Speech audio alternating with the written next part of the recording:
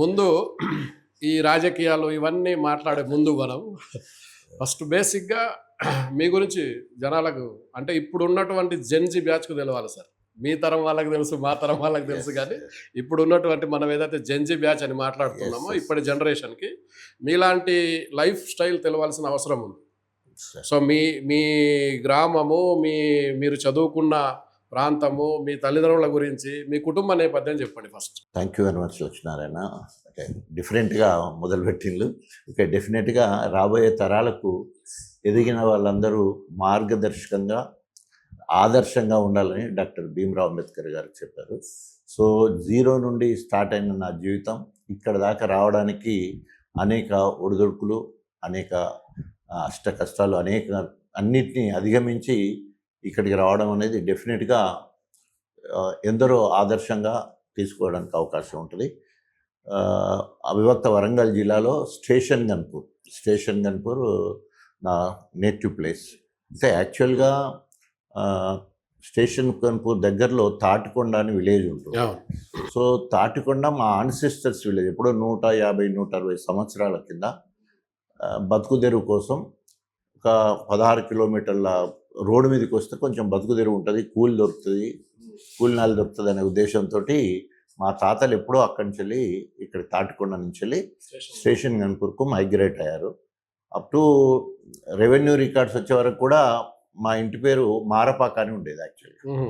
So, తర్వాత ఎప్పుడైతే revenue రికార్డ్స్కి వచ్చిన తర్వాత ఏమైపోయిందంటే ఎక్కడి నుండి వచ్చింది, ఎక్కడి నుంచి తాటికొండలు అయిపోయి ఇవాళ తాటికొండ బ్రాండ్ ఇమేజ్ అయిపోయింది. తాటికొండ అనేది ఇంటి పేరే, వాళ్ళ ఊరు పేరే నాకు ఇంటి పేరుగా మారింది. సో, ఇవాళ తాటికొండ అనేది బ్రాండ్ అయ్యి కూడా అయిపోయింది. అట్లా స్టేషన్ గన్పురంలో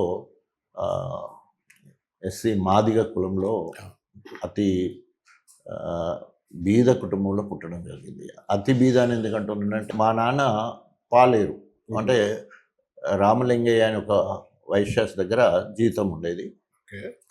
అట్లా పాలేరు పని ఆయన చేస్తుండేది. అమ్మ వ్యవసాయ కూలి. నేను ఇంటికి పెద్దవాడిని. నా తర్వాత 4 చెల్లెళ్ళు, తర్వాత తమ్ముడు. సో, చిన్న వయసు అంటే నాకు ఒక 4వ తరగతి నుంచి వెళ్ళే ఎక్కువ గుర్తు. అంటే చదివింది మొత్తం ప్రభుత్వ పాఠశాలే కాబట్టి అప్పుడు ప్రైమరీ స్కూలు ఎంకమ్మ టీచర్ అనేది హెడ్ మాస్టర్ కాబట్టి ఆయన పేరు ఎంకమ్మ అనేది ఎంకమ్మ టీచర్ బడిలో 4వ తరగతి అయిపోయింది. తర్వాత 5వ తరగతికి శివునిగడ్డ బడి అంటే అప్పర్ ప్రైమరీ స్కూల్, దాని పేరు శివునిగడ్డ బడి. సో, అట్లా మాకు ఇంద్రసేనారెడ్డి అని క్లాస్ టీచర్ ఉండేది. అది 69. నేను 69లో ఫిఫ్త్ క్లాస్. సో, అప్పటి వరకు సరే బీద కుటుంబాల్లో అనుభవించేటి అన్నీ అనుభవిస్తూ అక్కడికి వచ్చే వరకు ఏమైందంటే 69 తెలంగాణ ఉద్యమ సమయంలో ఆంధ్ర గో బ్యాక్ అనే నినాదం మూమెంట్ వచ్చింది. 69 తెలంగాణ ఉద్యమంలో మాకు హై స్కూల్ నుండి వచ్చే వాళ్ళు అన్నలు మాకు వాళ్ళు ఎట్లా చెప్తే బడి బంద్ చేయాలి, నడువు మనం రైల్వే ట్రాక్ మీద పోయి శిలలు తీసేయాలి, విజయవాడ ప్యాసింజర్ని అడ్డుకోవాలి అని చెప్పేసి అట్లా క్రమంలో అక్కడి నుంచి నాకు నిజంగా తెలుసో తెలియకో ఆ తెలంగాణ ఉద్యమంలో మొదటిసారి పాల్గొనేదానికి అవకాశం వచ్చింది. అవుపడడం రైలు పట్టాల మీద కూర్చుంటే సిఆర్పిఎఫ్ పోలీస్ వచ్చి విపరీతంగా కట్టెలు అందుకుని బాగా కొట్టింది, మొత్తం వీపంతా పగిలేటట్టు లాఠీ చార్జీలు అయినాయి. అటు తర్వాత ఇంక అట్లే ట్రాక్ వెంబడి వెళితే మా ఈ రామలింగయ్య గారి దొడ్డి ఉంటుంది, అక్కడ పశువులు కట్టేసి దొడ్డి ఉంటుంది. సో, 2-3 అట్లా పోతే 7-8 వరకు అందులోనే ఉన్నాం. బయటకు వెళ్తే కొడతారని భయంతో స్కూల్కి పోయి పిల్లలు ఇంటికి వస్తే మనం ఇంటికి పోలే.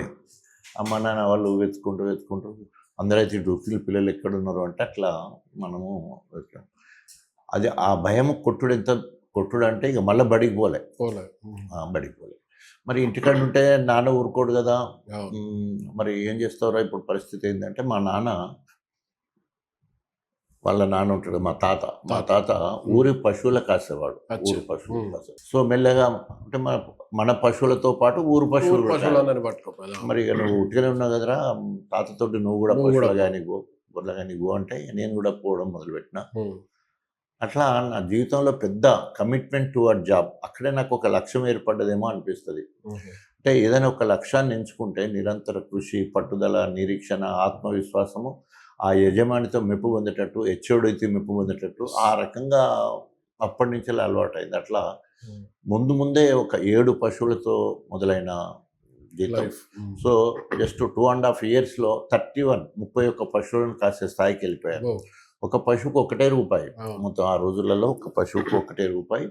అట్లా తాతతో పాటు వెళ్ళేది. తాతనేమో తక్కువ కాసేది ముసలాయన కాబట్టి నేను ఎక్కువ 31 పశువులు 12 ఏళ్ళ 13 ఏళ్ళ ప్రాయంలో మా నాన్నకి పాలేరు అంటే తూమెడు జొన్నలు అంటే 40 కుంచాల జీతం మా నాన్న. అంటే దాదాపు ఒక 20 రూపీస్ నాన్నకి జీతం అయితే నేను ఆ రోజుల్లోనే 31 రూపాయలు సంపాదించేస్తాను. నాన్నని కంటే ఎక్కువ సంపాదించేసి ఇక మా నాన్నకి ఏం కావాలి, వేడి నీళ్ళకి సన్నీళ్ళ లెక్క నాకంటే నా కొడుకే సంపాదిస్తున్నాడు, వీడికి అనగబట్టి పెళ్లి చేయాలి, ఇక మంచిగా ఇంటి పెద్దోని కదా పెళ్లి చేయాలి, బాధ్యతలు అన్నీ ఉంటాయి. ఉంటాయి కదా. నా పేరు రాజయ్య అని ఎందుకు పెట్టిందంటే పెళ్ళి అయినాక 2 ఏళ్ళ వరకు 3 ఏళ్ళ వరకు అమ్మకు సంతానం కలగకపోతే మా అమ్మమ్మ రాజేశ్వరుడు శివసత్తి దేవుడికి చెప్పడం అట్లాంటి చేస్తుండేది. వేములవాడ రాజన్న భక్తురాలు అన్నాడు. సో అట్లా ఆ దేవుడికి మొక్కడం వల్ల నేను పుట్టినని. సో వాటి తర్వాత నా తర్వాత మా మేనమామకు ఒక బిడ్డ పుడితే ఆమెకు రాజమ్మ అని పేరు పెట్టి కథంగా వీళ్ళిద్దరికి పెళ్లి చేయాలని ఒక సెంటిమెంట్ మ్యాండ్రికం సంబంధం తొట్టిగా బ్యాసంగా కట్టేంత కార్యక్రమాలు రోజులలో. సో అట్లా నాన్న ఇంకా పెళ్ళి ప్రపోజల్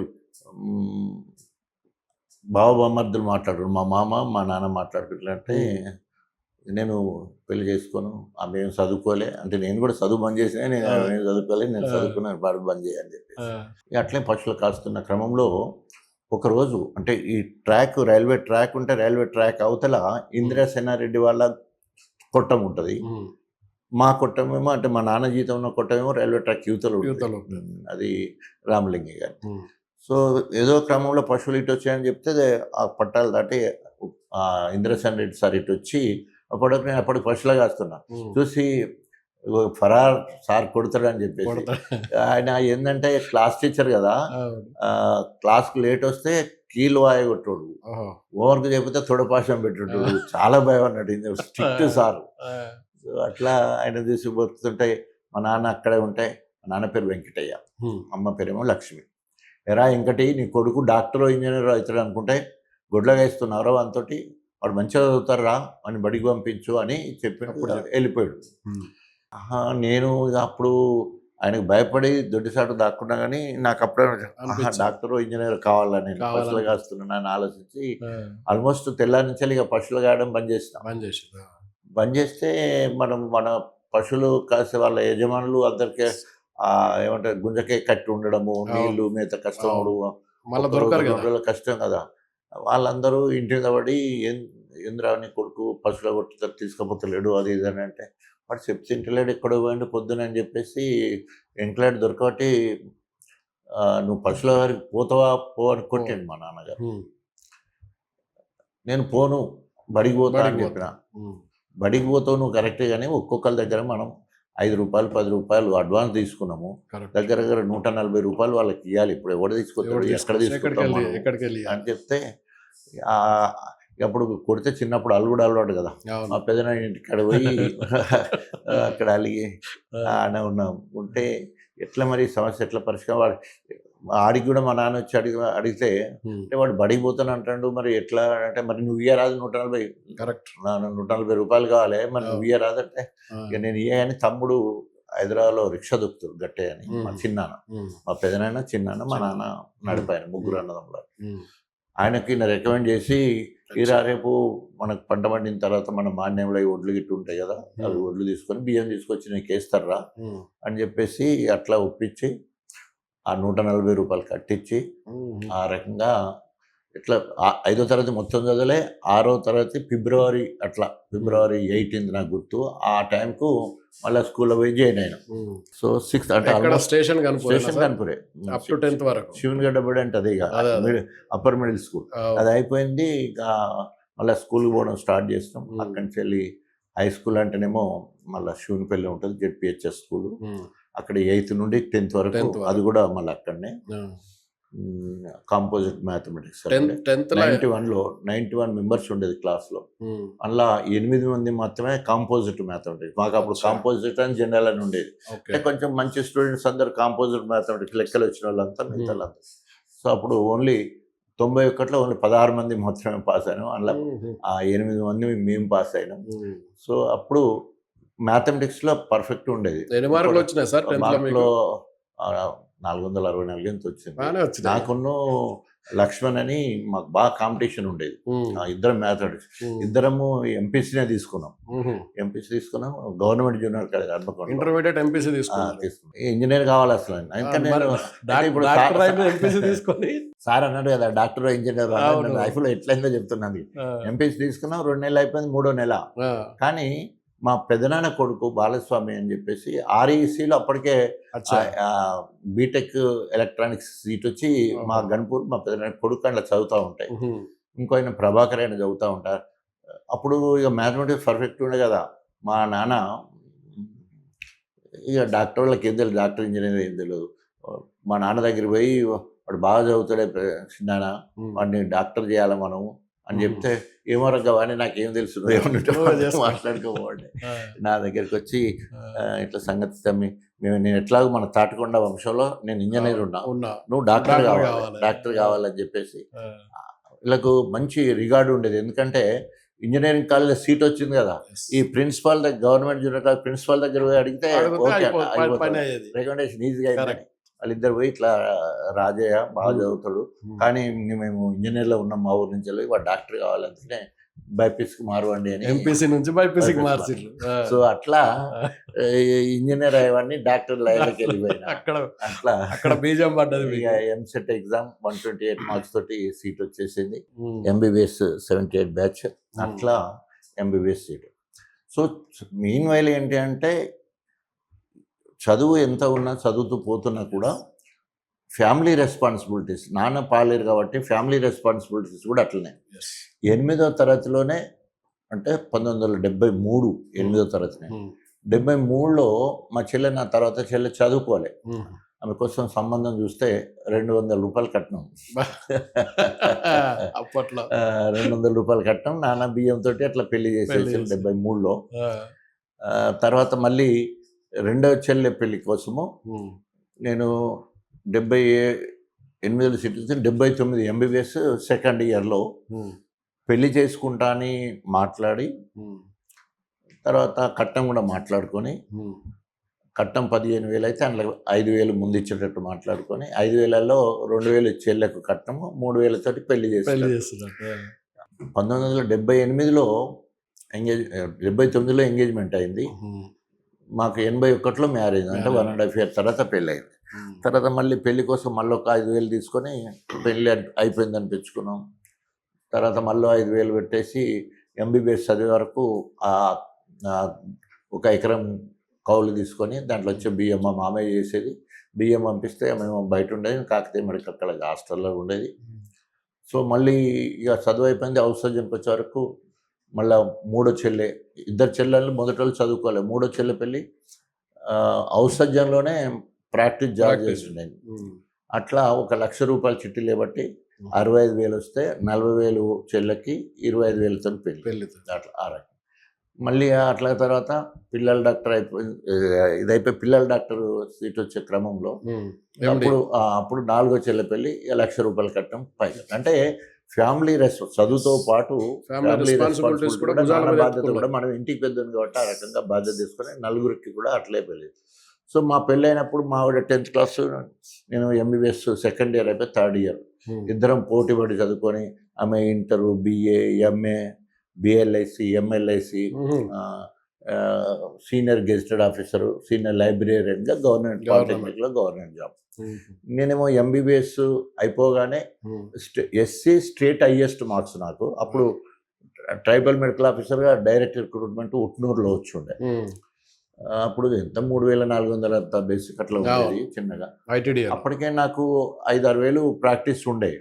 ఇక ఇదంతా పెట్టి ఉట్నూరు ఏం పోతాం. ఇక పిల్లలు అప్పటికే 2081లో పెళ్లి కానీ 82లో ఒక కొడుకు, మళ్ళా 86లో ఇంకో బాబు, 2 కొడుకులు. సో మళ్ళీ అక్కడ దాకా ఎందుకు పోతామని ఇక్కడే మళ్ళీ పీజీ ఎంట్రన్స్ రాస్తే నాకు ఎంఎస్ ఈఎన్టీ వచ్చింది, పిల్లల ఈఎన్టీ వచ్చింది, ఏంటి చెవు ముగ్గు గొంతు డాక్టర్. అవును అయితే సరే ఇప్పుడైతే చేద్దామని చెప్పేసి జాయిన్ అయ్యి అటు ఈఎన్టీ ప్రాక్టీస్ చేసేది, ఇటు ప్రైవేట్ ప్రాక్టీస్ చేసుకున్నది, ఫ్యామిలీని ఇలా తీసుకొచ్చేది. కానీ పిల్లల డాక్టర్గా బాగా క్రేజీ, బాగా పేషెంట్లు ఎక్కువ వస్తాయి. ఈఎన్టీ అంటే అంత క్రేజీ లేకుండా. ఉండదు అవును అయితే అప్పుడు మళ్ళా ఎంఎస్ ఈఎన్టీకి రిజైన్ చేయాలంటే స్టైఫండ్ అంతా రిటర్న్ చేయాలి. రిటర్న్ చేయాలి అవును. రిటర్న్ చేసి మళ్ళీ ఎంట్రన్స్ రాసి ఇక్కడ గాంధీ మెడికల్ కాలేజీలో ఎండి జనరల్ మెడిసిన్ వచ్చినప్పుడు వదిలిపెట్టి పిల్లల డాక్టర్ ప్రాక్టీస్ బాగుంటుందని మళ్ళీ వరంగల్ని నేను ఉండేది ఉంటే సీట్ ఏమో వరంగల్లో ఉండేది పిల్లల అవును, డాక్టర్. అవును సో ఈ గాంధీకి అయితే మళ్ళీ ఇదంతా డిస్టర్బ్ అయిందని చెప్పేసి అక్కడ ఉండి మళ్ళీ డీసీహెచ్ కంప్లీట్ చేస్తూ మీన్ వైలు ప్రాక్టీస్ చేసుకుంటూ children's బతుకు తెరుకోసం specialist. అది నడుస్తూ ఉండే. అది పిల్లల డాక్టర్ అయిపోగానే మళ్ళీ ఏపీఎస్సి సెలక్షన్లో పెద్దగోపతి అని ఖమ్మం దగ్గర పెద్దగోపతిలో మళ్ళీ పిఎస్సిలో మళ్ళీ జాబ్ వచ్చేది. 2 సార్లు గవర్నమెంట్ జాబ్ వదిలేసిన. అవును. అంటే అంటే ఒక్కొక్క జాబ్ రావడమే గ్రేట్ అనుకుంటారు కదా, నేను 2 సార్లు జాబ్ వదిలేసిన. కానీ మొదటిసారి వదిలేసిన కానీ రెండోసారి ధైర్యం రాలేదు వదిలేద్దాం. వదిలేయడానికి ఇది స్పెషలిస్ట్ అయినా ఇది జీతం కూడా ఇప్పుడు 37,000 బేసిక్ ఎంత ఉన్నది. ఎందుకైనా మంచిది ఒకసారి పోయి జాయిన్ అవుదామని మా ఆవిడ నేను ఇద్దరం కలిసి ఎల్ఎంఎల్ T5 అని ఒకరు మంచి స్కూటర్ లాంటిది స్కూటర్. అవును ఇక అప్పటికే ఈ సూర్యాపేటలో వచ్చి మీరు పిల్లల డాక్టర్ కదా, మేము మీకు అకామిడేషన్ ఇస్తాము, నర్సింగ్ హోమ్ మెయింటైన్ చేయాలా, అన్ని ఖర్చులు మా నెలకు మీకు 3 లక్షలు ఇస్తాము, మొత్తం పేషెంట్లు ఎంతమంది అన్నారని ఎంత అని మొత్తం చూసుకోవాలి, మీరు మెడికల్ షాప్ ఉంటుంది మాది, అకామిడేషన్ అంతా మాది అని చెప్పేసి వస్తే సరే అని అక్కడి నుంచి వెళ్ళి సూర్యాపేట పోయి అక్కడి నుంచి వెళ్ళి ఖమ్మం పోయి ఖమ్మంలో డిఎంఎండ్ చదివి అక్కడ జైనింగ్ రిపోర్ట్ ఇచ్చి వచ్చినాం. ఏమన్నా కానీ చూద్దాం ఏది ఎట్లుంటుందో అని చెప్పి ఈ 2 చేసినాక ఇంకా పెద్ద డైలమా ఏం చేయాలి అని చెప్పేసి మా సీనియర్స్ డాక్టర్ గోపీనాథ్ అని ఒక తర్వాత కృష్ణారెడ్డి అని ఇంకో అతను ఉండే, వాళ్ళు నా అభిప్రాయం తీసుకుంటే అప్పటి వరకు నేను పిల్లల డాక్టర్ చదువు అయిపోయే వరకు నాకు 8,000 to 10,000 సంపాదిస్తున్నాం ప్రాక్టీస్. అది కూడా మార్నింగ్ 2 గంటలు, సాయంత్రం 2-3 గంటలు. సరే ఇట్లా నాకు 10,000 ప్రాక్టీస్ టౌన్లో ఉన్నది, ఇప్పుడు ఇట్లా జాబ్ వచ్చింది, ఏం చేయమంటుంది, ఏం తోయట్లేదు అని అంటే నిజంగా నీకు టౌన్లో 10,000 సంపాదన ఉండేది ఉంటే so better to continue private practice. And ఇప్పుడైతే నువ్వు ఎక్కడైతే బస్ డిపో హన్మకొండ కాడ చేస్తున్నావు అది జనరల్ ప్రాక్టీస్, అందరినీ చూసేది. ఇప్పుడు స్పెషలైజేషన్ ప్రాక్టీస్, చిల్డ్రన్ స్పెషలిస్ట్ అని వేరే దగ్గర పెట్టేసి కాకతీయ టాకీస్ ఒకటి ఉండే, దానికి ఎదురుగా ఒక క్లినిక్, పిల్లల డాక్టర్గా క్లినిక్ పెట్టాను. నియరెస్ట్ నర్సింగ్ హోమ్లన్నింటిలో పుట్టిన పిల్లల్ని చూడి మెటర్నిటీ హాస్పిటల్తో పిల్లల్ని చూడడానికి వెళ్ళేది. అట్లా 86 నుంచి వెళ్ళి ఆల్మోస్ట్ 92 వరకు ఒక 7-8 నర్సింగ్ హోమ్లు తిరిగేది. ఇల్లు ఉంటే ఇంటికాడ చూసేది, పాత క్లినిక్ దగ్గర చూసేది, కొత్త క్లినిక్ చూసేది, దవాఖానలన్నీ రౌండ్ ద క్లాక్ పని చేసేది. అప్పటికే ఇక ప్రాక్టీస్ పెరిగిపోయింది. 60-70 మంది 100 మందిని రోజు చూసే కాడికి వచ్చేది. ఏం చేద్దాం, 100 మంది పేషెంట్లు అయింది కదా. సో అప్పటి వరకు వరంగల్లో పిల్లలు నర్సింగ్ హోమ్ లేదు, ఓన్లీ క్లినిక్లే, మందులు రాయడం, సీరియస్ ఉంటే ఎంజిఎం అని చెప్పడం. నేను ఒక ధైర్యం చేద్దామని చెప్పేసి I started first paediatric nursing home in Warangal district. Warangal కాకుండా ఉత్తర తెలంగాణ మొత్తంలో కూడా ఖమ్మం నుంచి వెళ్ళి. సో అట్లా హెడ్ క్వార్టర్లో, అందులో వరంగల్ హెడ్ క్వార్టర్లో పిల్లల nursing home with minimum facilities తోటి పెట్టేసి 92లో ఆగస్టులో అట్లా నర్సింగ్ హోమ్. జనరల్గా మనం ఎంబీబీఎస్ చదువుతున్నప్పుడు సరే కాలేజ్కి వెళ్ళినప్పుడు కాలేజ్ లైఫ్ అనేది ఒకటి సపరేట్ ఉంటుంది ప్రతి మనిషికి. అవును, మీకు కో ఎడ్యుకేషనా? 100% ఎంబీబీఎస్ అంటే ఎక్కువ ఎడ్యుకేషన్. ఇంటర్ అంటున్నా.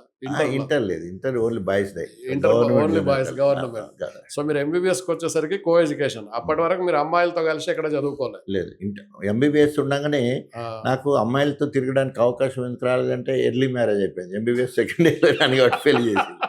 సో అట్లా పెళ్లి కాకముందు వీళ్ళు స్పోర్ట్స్లో బాగా యాక్టివ్ ఉండి ఎడ్యుకేషన్లో యాక్టివ్ ఉండడంతో అంటే అప్పుడప్పుడే ఇష్టాలు ఏర్పడుతూ ఉన్న క్రమంలోనే ఇక పగ్గ వేసినట్టు పెళ్లి చేయడం అయిపోయింది. పెళ్లి చేసినప్పుడు అది హాలిడేస్లో పెళ్లి చేసుకున్నాము. ఫార్మకాలజీ ఎగ్జామ్ రాసిపోయి పెళ్ళి అయి ఉండే. మాకు చెప్పకుండా పెళ్లి చేసామని అప్పుడప్పుడు మంచిగా మాట్లాడేటోళ్ళు, వీళ్ళందరే పార్టీ ఇవ్వాలి, గేట్ ఇవ్వాలంటే ఏకశిలా హోటల్ అప్పుడు కొత్తగా పడ్డది, అందులో అందరికి పిలిచి పార్టీ. కాదు కాదు MBBS లో ఎవరో అమ్మాయి కూడా ప్రపోజ్ చేసిందట మీకు. అది ప్రపోజ్ చేయడం అనేది కాదు కానీ ఇష్టపడమే అంతే. అదే ప్రపోజ్ వరకు రాలేదా? రాలేదు కానీ ఇష్టపడడం వరకు వచ్చింది. ఆ, ఇక వాళ్ళకి ధైర్యం వాళ్ళే చేయలేదు, నేను కూడా మీరు ధైర్యం చేయలేదు. చేయలేకపోయారు. వాళ్ళకి ధైర్యం చేయలేదు అదే అంటారు కదా, ఇష్టపడవచ్చు Yes. అట్లా మనసుల వరకే ఉన్నది కానీ ఉంది. బయట ఎప్పుడు చెప్పుకోని పరిస్థితి ఉండే. ఇంతలో ఇక పెళ్ళి అవడంతో ఇక కథం ఆశ వదులుకున్నారు. న్యాచురల్ కదా. న్యాచురల్ కదా. సో అట్లా అది అయిపోయిన తర్వాత ఇక స్ట్రగుల్ ఫర్ ఎగ్జిస్టెన్స్ Yes. బాగా చదవాల్సి వచ్చింది. అవును. MBBS university 3rd rank marks రావడం, మళ్ళీ పిల్లల డాక్టర్గా యూనివర్సిటీ ఫస్ట్ రావడం, Yes. ఇక ఎక్కడ ఆగలే. ఇక ఆ, ఆ ఫ్యామిలీ బర్డన్స్ అని కూడా తీసుకోవడం, అవును. జీరో నుండి స్టార్ట్ అయిన లైఫ్. అప్పటి ఎట్లా వరకు ఎట్లా బ్యాలెన్స్ చేసింది సార్? ఇప్పుడు నాకు ఒకటి అర్థం కాలేదు. ఇంతసేపు మీరు చెప్తే లైఫ్ ఒక పక్క, ఫ్యామిలీ ఒక పక్క, చెల్లెళ్ళ పెళ్ళిళ్ళు ఒక పక్క, మీ జాబ్ ఒక పక్క, మళ్ళీ సాయంత్రము జాబ్ అయిపోయినాక మళ్ళీ హాస్పిటల్కి వెళ్ళి ఇవన్నీ ఎట్లా మెయింటైన్ చేసేవాళ్ళు? అంటే చెప్పాను కదా, కమిట్మెంట్ టువర్డ్ జాబ్. అనుకున్నది సాధించాలంటే పట్టుదల, నిరీక్షణ, ఆత్మవిశ్వాసం. ఆ లక్ష్యాలు ఇప్పటి వరకు కూడా నన్ను ఈ స్థాయికి తీసుకొచ్చినాయి. ఎక్కడ పోయినా కూడా అది నేను అనుకుంటా ఇట్స్ గాడ్స్ గిఫ్ట్ అనుకుంటా. అనేక మంది నాకంటే కష్టపడేటోళ్ళు ఉంటారు కానీ కరెక్ట్. నాకైతే అన్నీ అనుకూలంగా అయినాయి. ఎక్కడి దాకా వెళ్ళిపోయాను, చదువురా నుండి పశువుల కాపరిగా ఉన్నాను, పసిపిల్లల డాక్టర్ అయ్యా. కరెక్ట్. వరంగల్ జిల్లా మొత్తంలో ఒక ఫస్ట్ నర్సింగ్ హోమ్ పెట్టా. తెలంగాణ మొత్తం నుంచి వెళ్ళి కూడా ఉత్తర తెలంగాణ నుంచి పేషెంట్లు వచ్చే స్థాయికి వెళ్ళిపోయాను. ఆ క్రమంలో 97లో జాతీయ స్థాయిలో ఉత్తమ పిల్లల డాక్టర్ అవార్డు వచ్చింది. కరెక్ట్. సో ఇవన్నీ జరుగుతున్నప్పుడు కూడా ఒక 10 years చెల్లెళ్ళ పెళ్లి చేసే క్రమంలో కావచ్చు, దవాఖాన చూసే క్రమంలో కావచ్చు, ఏమున్నా కూడా చెల్లెళ్ళ పెళ్ళి అయినా కూడా 1 hour మాత్రమే పోయేవాడిని. పెళ్ళికి అడిగిపోయి కథ మళ్ళీ వచ్చేసారు. పొద్దున్నే 1-2 టీ తాగితే 9కు క్లినిక్లో కూర్చుంటే 9 to 3-4 వరకు పేషెంట్లు అయిపోతే 4 తర్వాతనే భోజనం, 4 to 5 మధ్య లంచ్, మళ్ళీ 5కి హాస్పిటల్లో కూర్చుంటే మళ్ళీ పేషెంట్లు అయిపోయే వరకు 11-11:30, 12. సో రౌండ్ అదేంటి క్లినిక్ కమ్ నర్సింగ్ హోమ్ కదా, రెసిడెన్స్ కమ్ నర్సింగ్ హోమ్ కదా, కాబట్టి రౌండ్ ద క్లాక్ అట్లా 12కి అట్లా భోజనం చేస్తే 1, 2, 4, 5 మళ్ళీ ఎప్పుడు పేషెంట్ వచ్చినా మళ్ళీ లేచి చూడాలి నేనే. అంటే ఎందుకోసం అంటే ముందుగాల పేషెంట్కి డాక్టర్ అవైలబిలిటీ ఇంపార్టెంట్. సగం రోగం తగ్గుతుంది డాక్టర్ ఉన్నాడంటే. డాక్టర్ లేడు అంటే సగం పెరుగుతుంది, జబ్బు పెరిగిపోతుంది. డాక్టర్ లేడట అంటే అమ్మో ఏమవుతుందో. కరెక్ట్.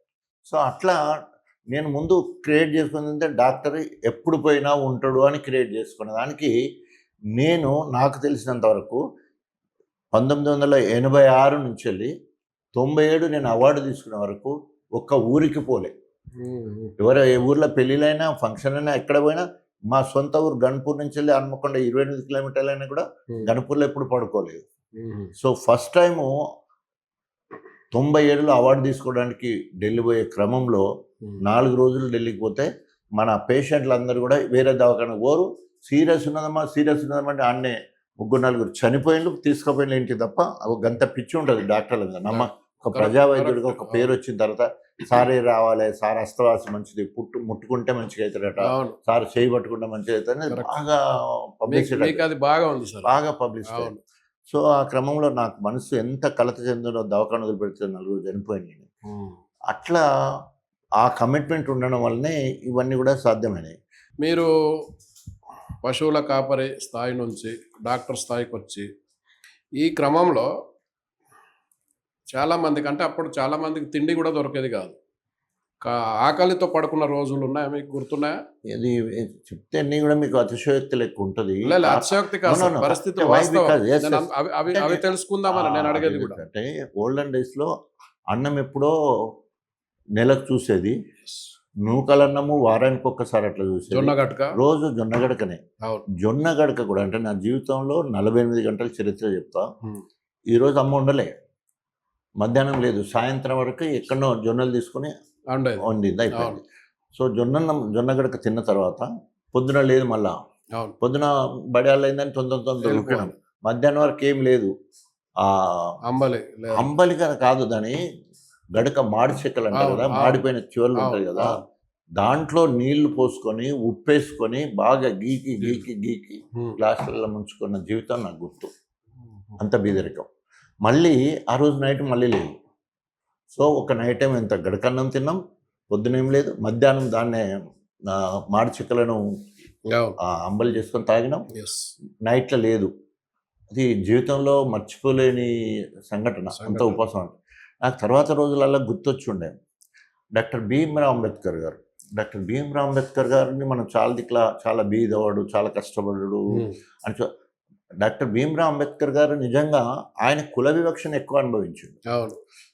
ఆయన వివక్షను ఎక్కువ అనుభవించాడు. ఎందుకంటే ఆయన 15వ సంతానం అయినా కూడా అంబేద్కర్ వాళ్ళ నాన్న సుబేదార్ అప్పుడే వాళ్ళ నాన్న చదువుకొని బ్రిటిష్ పాలనలో సుబేదార్గా పనిచేస్తున్నాడు ఒకటి.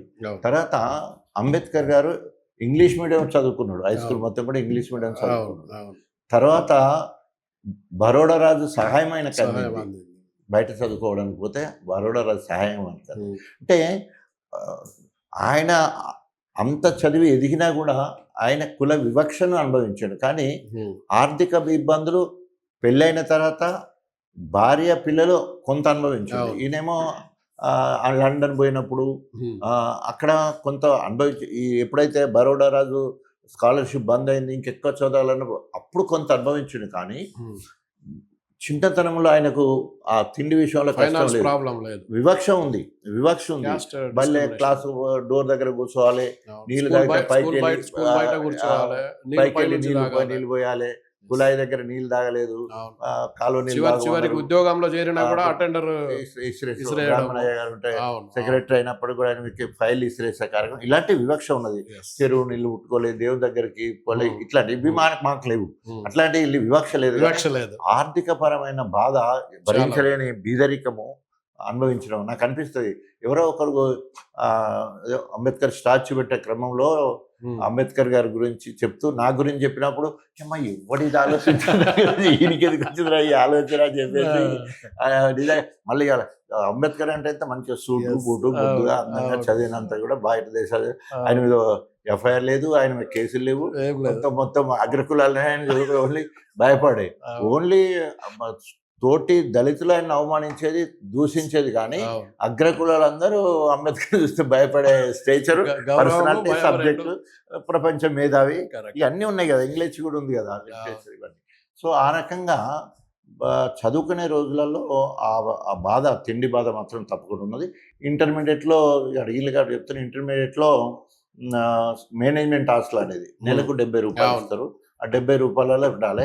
వారానికి ఒకసారి ఇంటికి పోయి శనంగా పచ్చడి అని చెప్పేసి నూరుకొని వచ్చి పెట్టుకున్నది, మళ్ళీ బియ్యం పెట్టుకున్నాడు, దాది వేసుకొని తినే పరిస్థితి ఉండేది. అప్పుడప్పుడు ఒక గుడ్డు తెచ్చుకొని ఆంబులెట్ వేసుకుంటే అది పెద్ద పండుగ.